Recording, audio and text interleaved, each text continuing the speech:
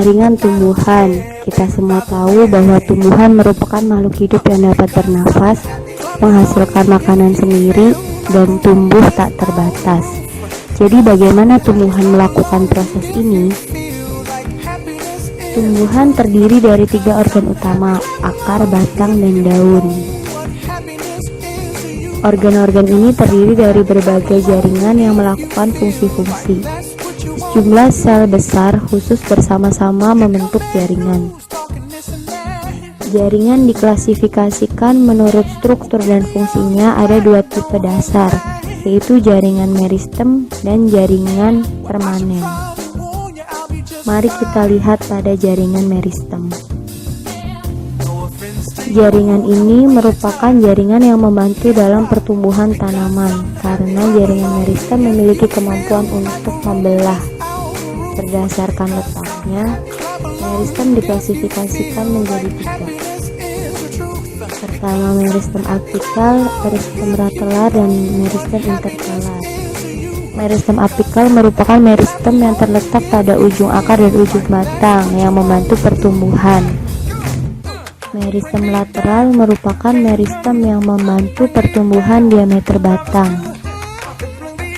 Sedangkan pada meristem interkalar membantu pertumbuhan daun dan cabang.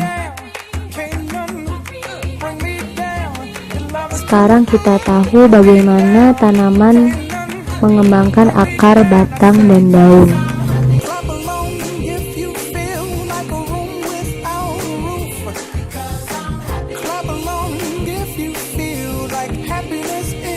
Selanjutnya, mari kita cari tahu jenis jaringan yang membantu tanaman dalam memperoleh nutrisi. Jaringan permanen adalah jaringan yang membantu dalam transportasi, persiapan makanan, dan penyokong bagi tanaman. Jaringan permanen tidak lain adalah jaringan meristem yang telah matang dan berdiferensiasi.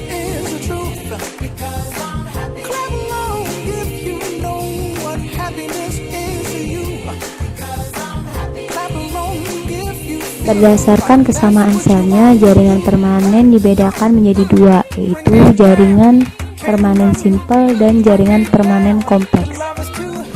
Dikatakan jaringan sel sederhana karena berasal dari sel yang berasal dari asal yang sama dan bentuk yang sederhana.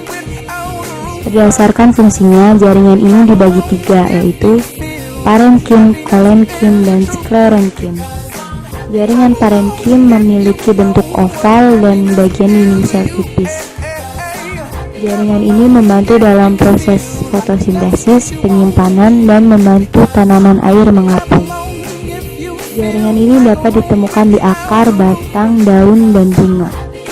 Jaringan kolenkim terdiri dari sel hidup dan memanjang. Jaringan ini memberikan elastisitas, dukungan mekanik. Jaringan ini ditemukan terutama pada korteks batang dan daun. Jaringan sklerenkim terdiri dari sel-sel yang mati dan memiliki dinding sel yang tebal. Jaringan ini melindungi tanaman. Jaringan ini terdapat di batang, daun, dan buah. Nah, sekarang beralih ke jaringan permanen kompleks.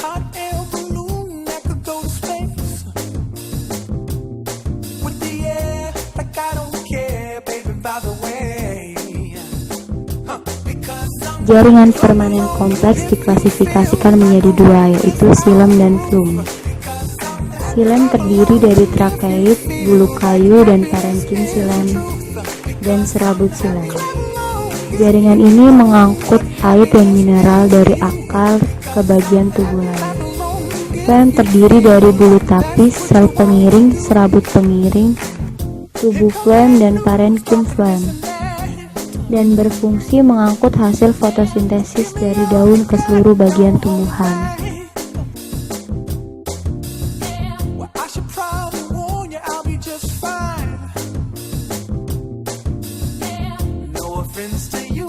Percobaan yang membuktikan bahwa akar menyerap air. Bahan-bahan yang diperlukan adalah tabung reaksi, air, bibit tanaman kacang polong, minyak, dan kapas. Metode: Ambil 2 tabung reaksi dan beri label nama A dan B. Lalu beri air pada tabung A. Masukkan bibit tanaman kacang polong. Pastikan hanya akar dari tanaman ini yang terendam di air. Masukkan minyak hingga menutupi permukaan air. Minyak tersebut akan menghalangi air untuk menguap. Tutup tabung reaksi dan tanaman di dalamnya dengan kapas. Lalu, beri air di tabung reaksi B dan tambahkan minyak seperti pada tabung reaksi A. Tutup juga mulut tabungnya dengan kapas seperti pada tabung reaksi A. Perbedaan di antara kedua tabung reaksi itu adalah pada tabung A terdapat tanaman, sedangkan pada tabung B tidak terdapat tanaman. Samakan tinggi air kedua tabung reaksi tersebut dan letakkan kedua tabung di tempat yang hangat dan kering. Setelah 1 hari, kamu akan melihat bahwa tinggi air di dalam tabung A telah turun, sementara di tabung B tidak ada penurunan tinggi air. Menunjukkan pergerakan air pada tanaman. Percobaan bahan-bahan yang diperlukan: tanaman pacar air, gelas piala berisi air berwarna. Metode: ambil ranting tanaman pacar air yang ada bunganya, taruh ranting tersebut pada gelas piala yang berisi air berwarna. Setelah beberapa jam, kamu akan melihat mahkota bunga dari yang tadinya putih berubah menjadi berwarna. Kesimpulan, kegiatan ini menunjukkan pergerakan air pada tanaman.